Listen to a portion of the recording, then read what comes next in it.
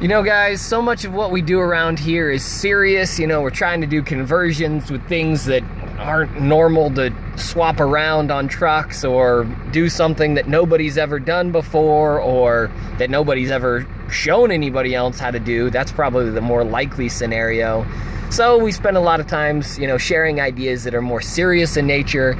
And today we just wanted to throw something out there that's lighthearted.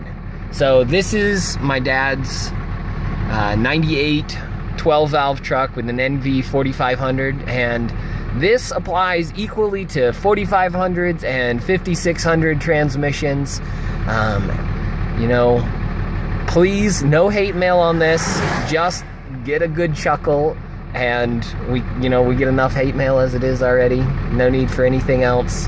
So just sit back and enjoy the genius of how to fix your synchronizer ring on your NV4500 or 5600 with no modification to the transmission or to the truck.